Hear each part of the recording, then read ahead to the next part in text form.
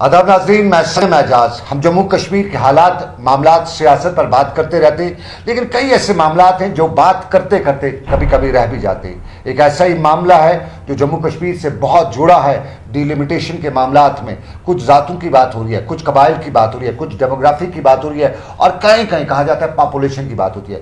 Population एक तरफ, demography दूसरी तरफ, लेकिन ज़ातों और कबाइलों का मामला जी बहुत बड़ा संगीन मामला बनता जा रहा है। हर ज़ात, हर मामला अपनी बरादरी के लिए सीट शेयरिंग की बात करता है, अपनी बरादरी के लिए अलग की 1.5 इंच की मस्जिद बनाने की बात करता है। लेकिन ज़ातों का मामला है क्या? बहुत से लोग कहते हैं रिजर्वेशन मिलनी चाहिए, गुज्जरों को मिलनी चाहिए, पहाड़ियों को मिलनी चाहिए, शीना कबीला के लोगों को मिलनी चाहिए, दर्दी कबीला को लोगों को जात, तो बांट में हर हर कोई बंदर बांट की बात करते हैं। तो इसी मुद्दे पे आज हम बात करें। लेकिन हमारे साथ आज जो शख्सियत मेरे प्रोग्राम की मेहमान है, ये किसी तारुफ की मोहताज नहीं है। एक सियासी ख़ानदान से इनका ताल्लुक, लेकिन सियासत के साथ साथ रियासत जम्मू कश्मीर की पूरी सियासी सिचुएशन के साथ साथ डेवलपमेंटल सिचुएशन पे नज़र रखती रहती है, और कई बार अपनी कम्युनिटी की बात भी करती रहती है। मैं बात कर रहा हूँ पहाड़ी कम्युनिटी की, जिसको रिप्रेजेंट कर रही हैं, और ये मेरी आज की प्रोग्राम की मेहमान है। नाम आपको शायद मालूम ही होगा, शाजिया अमीन इनका नाम है। खित्ते पीर पंचाल से इनका ताल्लुक, राजौरी पुंछ के इलाके से इनका ताल्लुक, और पुंछ के इलाके में एक सियासी ख़ानदान में जन्म लेने के बाद अब सियासत में ना सही, लेकिन इलाके की, अपनी बरादरी की, अपने कबीले की कई मामला पर नजर रखी हुई। शाजिया जी, बहुत बहुत शुक्रिया आपका मेरे प्रोग्राम में आने के लिए।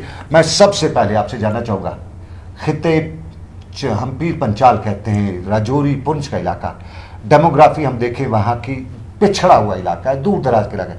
किस तरह का ओवरऑल वहाँ के आपके लोग, किस तरह का जीवन है, ज़िंदगी कैसे बसर करते हैं?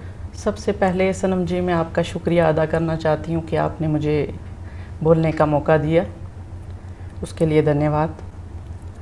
देखिए, जहाँ तक पीर पंचाल का बात कर रहे हैं आप, पीर पंचाल की, तो वो तो आपको तो मालूम ही होगा कि काफ़ी पिछड़े हुआ इलाका है वो। बेसिकली देखा जाए तो चंडीगढ़, पुशाना, बफलियाज, इन इलाकों में आज तक डेवलपमेंट जो है बहुत कम है। रोड का बहुत बड़ा इशू रहा है वहाँ पे।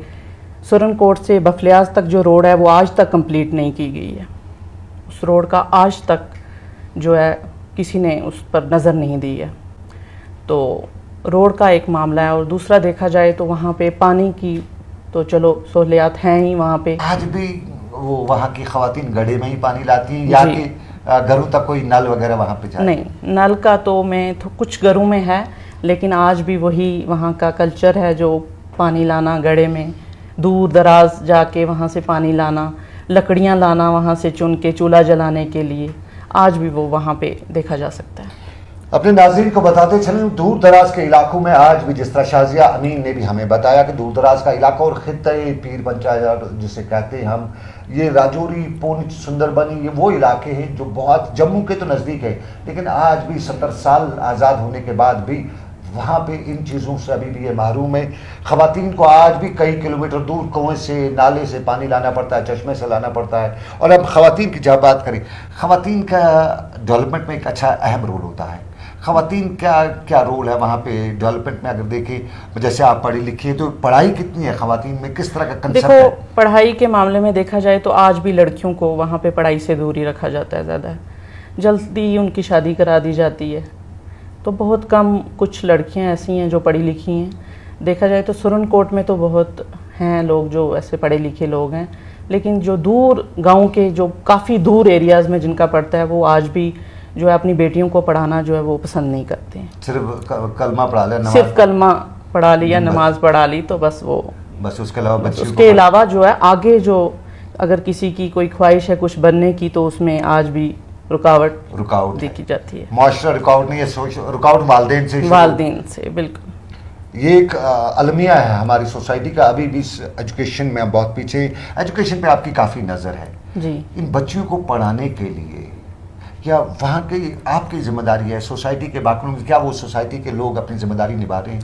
निभाते हैं, कुछ लोग हैं जो पढ़े लिखे हैं वो निभाते हैं। आजकल थोड़ा तो देखा जाए तो नया ज़माना आ गया है, पढ़ाते हैं आजकल बच्चे, लेकिन उस तरह का वो नहीं दिया जाता बच्चियों को, जो राइट्स मिलने चाहिए वो नहीं मिलते। शाजिया अमीन, मैं आपसे एक सवाल पूछा, अगर आपको कल कोई इख्तियार दिया जाता है कि आप ख़वातीन की बहबूदी के लिए काम करें, पहली तरजीह क्या होगी? आप ख़वातीन के लिए क्या करेंगे, अपने इलाके के ख़वातीन के लिए? देखिए, सबसे पहले तो मैं कहना चाहूँगी अगर मुझे मौका मिलता है तो मैं ज़रूर करूँगी, क्यों नहीं, इंशाल्लाह अगर मौका दिया जाएगा मुझे कुछ करने का तो मैं करूँगी ज़रूर। मैं वहाँ पे एजुकेशन का सिस्टम चेंज करूँगी पहले, सबसे पहले। और जो देखा जाए तो हॉस्पिटल्स वगैरह जो है एक वहाँ पे बहुत फैसिलिटीज़ कम है, उसकी डेवलपमेंट के लिए करूँगी।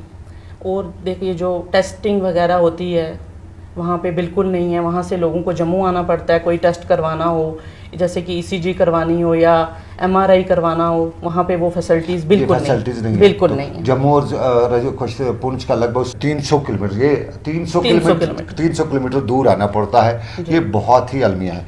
अब मैं आपसे मुद्दे की बात करना चाहता हूँ। डिलिमिटेशन हो रहा है, पहाड़ी कहते हैं हमें रिजर्वेशन दे दो। गुज्जर, मुझे थोड़ा सा बताइए पहाड़ी किस हालात में वहाँ रहते हैं, पहाड़ी कम्युनिटी के लोग किस सर्कमस्टेंस में रहते हैं, पहाड़ों पे रहते हैं, निचले इलाकों में रहते हैं, कहाँ रहते हैं? पहाड़ी लोग जो हैं वो पहाड़ियों पे भी रहते हैं, कुछ लोग सिटी में भी रहते हैं, ऐसा नहीं है कि नहीं रहते हैं, लेकिन पहाड़ियों को वो दर्जा जो है जो मिलना चाहिए वो आपको पता ही है नहीं मिला है, वो जैसा कि एसटी वालों को मिला है वो नहीं मिला। मैं तो चाहूँगी कि पहाड़ियों के लिए भी अलग से रिजर्वेशन होनी चाहिए। बिल्कुल, लेकिन उनकी स्टैंडर्ड ऑफ लिविंग, आप जिसे कहते हैं, स्टैंडर्ड ऑफ लिविंग आज भी उनका जो है बहुत पीछे है। देखा जाए तो कुछ लोग हैं गिने चुने जिनका जो है स्टैंडर्ड ऑफ लिविंग थोड़ा सा बेटर है, लेकिन बाकी लोग देखा जाए तो वो बहुत। जरिए माश क्या है पहाड़ी कम्युनिटी के लोगों का? वो अपनी फसल मतलब खेती बाड़ी करके अपना घर चलाते हैं, बाकी कहीं गवर्नमेंट जॉब्स में प्रायोरिटी तो है कोई नहीं, गवर्नमेंट जॉब तो नहीं है। क्या हमारी सरकार का एक है ना मंशूर के एजुकेशन एट डोर स्टेप, कि हर मोहल्ले में इस तरह का कहीं कंसेप्ट पहाड़ियों में भी वहाँ तक भी तालीम पहुँची है, उनके घर के नज़दीक कोई स्कूल है? स्कूल हैं, स्कूल तो है वहाँ पे, लेकिन जो है स्कूलों में जो फैसिलिटीज़ होनी चाहिए तो वो तो नाम के स्कूल हैं, बट ऐसा वहाँ पे कुछ नहीं, स्कूल बिल्डिंग्स नहीं है। वो जो फैसिलिटीज़ होनी चाहिए, जो इंफ्रास्ट्रक्चर होना चाहिए, वो वैसा कुछ भी नहीं है। चलिए, मैं आपने पते की बात की, हम अगर तालीम में कौम आगे नहीं बढ़ पाती है तो कहाँ बढ़ पाएगी। मैं फ़िलहाल जानना चाहूँगा सियासत में अगर आपको कभी मौका मिला आएंगी आप? देखिए अभी तो फ़िलहाल मैंने कुछ सोचा नहीं है, लेकिन अगर मौका मिलेगा तो मौका तो कोई नहीं छोड़ता है, मौका मिलेगा तो। लेकिन आपके इलाके की सियासत जो है ना जी, वो थोड़ी सी डिफ़िकल्ट सियासत है, ये भी कहते हैं, तो उसमें आप कंपटीशन कर पाएंगे, तैयारी उसकी? इंशाल्लाह मैं एक सियासी ख़ानदान से ताल्लुक़ रखती हूँ, तो अगर मुझे मौका मिलेगा तो मैं कुछ अच्छा। आपके रिश्ते में पुंछी साहब थे, उनका एक नाम था जी, और भी बहुत से लोग आपके जो रिश्ते सियासत में हैं जी, तो क्या आपके घर के लोग या आपके रिश्ते के लोग आपको सियासत में अलो करेंगे? अलो मुझे नहीं लगता कि करेंगे, क्योंकि आप समझ सकते हो लड़कियों को, मैं लड़की हूँ एक, तो मुझे नहीं लगता मुझे अलो किया जाएगा, बट अगर मुझे मौका मिलेगा तो I'll do. Yes, of course. हमारे आज के प्रोग्राम की मेहमान शाजिया अमीन, खित्ते पीर पंचाल से इनका ताल्लुक सियासी घराने से भी ताल्लुक, जिस तरह हमने प्रोग्राम में बताया सियासी घराने से ताल्लुक, लेकिन ख़वातीन की बहबूदी के लिए कुछ काम भी कर रही है अपनी लेवल पे। फ़िलहाल कोई ऐसा एनजीओ नहीं है, अपनी लेवल पे काम कर रही हैं, बच्चों की अपलिफ्टमेंट की बात कर रही हैं, और चूँकि पहाड़ी कम्युनिटी से बिलोंग करती हैं तो बहुत से मसाइल हैं इस कम्युनिटी को भी। अब ये कहना तो बहुत कुछ चाहती है, लेकिन साफ ज़रा कुछ बंदिशें होती हैं उस पर नहीं है, लेकिन साहब शाजिया का यही कहना है कि इस कम्युनिटी की तरक्की के लिए जो सरकार की स्कीम्स वगैरह हैं वो भी नहीं पहुंच पाती हैं, उनमें भी लोगों में जानकारी नहीं है। शाजिया जी, आज मैं आखिर में आपसे जानना चाहूँगा, इस कम्युनिटी की तरक्की के लिए सरकार की जो स्कीम्स हैं, जैसे बच्चों को वजीफ़ा मिलता है, ऑनरेडियन जो कहते हैं, बच्चों को एजुकेशनल वजीफ़ा मिलता है, ऑनरेडियन, ये एजुकेशन के साथ साथ बच्चों की डेवलपमेंट के लिए या सोशल वेलफेयर, क्या है पहाड़ी कम्युनिटी के लोग इन स्कीमों से वाकिफ़ हैं? जी, कुछ लोग जो हैं वो वाकिफ़ हैं, कुछ नहीं हैं। मैं भी कोशिश करती हूँ उनको वाबस्ता करने की, इस मसले में उनको बताती रहती हूँ। जब भी मैं कभी कहीं जाती हूँ तो मैं उनको बताती हूँ, ऐसे आप जाइए, पेंशन स्कीम्स हैं ऐसी हैं जिन लोगों को नहीं पता है, उनको मैं अक्सर ये चीज़ें जो हैं बताती रहती हूँ। कौम के बाकी जो पढ़े लिखे नौजवान तबके हैं पहाड़ी कौम के, वो करते हैं अपनी कम्युनिटी के लिए काम कुछ वगैरह, जो पढ़ के आगे आए हैं? जी, वो करते हैं, कोशिश करते हैं कि कोशिश करते हैं, लेकिन सोर्स ऑफ इनकम कुछ नहीं है। आप देखिए कोई जॉब्स वगैरह की तो कोई है नहीं है कुछ। अभी जो निकली हैं जॉब्स, हमारे एलजी साहब हैं, उनका मैं थैंक्स करना चाहती हूँ, उन्होंने बड़ा अच्छा जॉब्स वगैरह के लिए निकाले हैं, तो अब देखते हैं नेक्स्ट आने में। डेवलपमेंट में क्या है आपके इलाके की डेवलपमेंट कैसी है?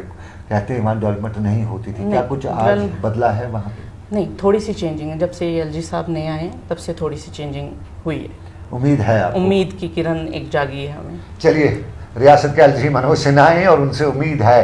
दूर दराज के इलाके के रहने वाले ये लोग पहाड़ों पे रहते हैं, इनके पास वो वसाइल नहीं है, ट्रांसपोर्ट वगैरह के अरेंजमेंट्स नहीं है, इनके इलाके की सड़कें ख़राब रहती हैं। स्कूल के बारे में सब जानते हैं कि सरकारी स्कूल में किस तरह की तालीम होती है, फिर वहाँ से किस तरह के बच्चे पढ़ के आ सकते हैं। लेकिन फिर भी इन्हें मनोज सिन्हा से, जो जम्मू कश्मीर के लेफ्टिनेंट गवर्नर, इनसे उम्मीद है। और शाजिया भी कहती है कि कुछ बदलाव होना शुरू हुआ है, यानी कुछ न कुछ डेवलपमेंट हो रही है, लेकिन जिस तरह से होनी चाहिए थी वो नहीं हो रही है। शाजिया मेरे आज के प्रोग्राम की मेहमान रही। शाजिया जी, बहुत बहुत शुक्रिया। बहुत सी बातें आपसे करनी थी, लेकिन अभी आज वक्त की कमी की वजह से आपसे ज़्यादा बातें नहीं कर सके, लेकिन आगे इंशाल्लाह आपसे बातचीत जारी रहेगी। आप हम कोशिश करेंगे आपसे जुड़ते रहेंगे। तो फिलहाल आज के प्रोग्राम में मुझे दीजिए इजाज़त, इस वादे के साथ कि रब कायनात की रही मर्जी फिर करेंगे आपसे मुलाकात। आज प्रोग्राम में मेरे साथ रहे मेरे साथी और उसके साथ साथ शाजिया। बहुत बहुत शुक्रिया। अल्लाह हाफ़िज़।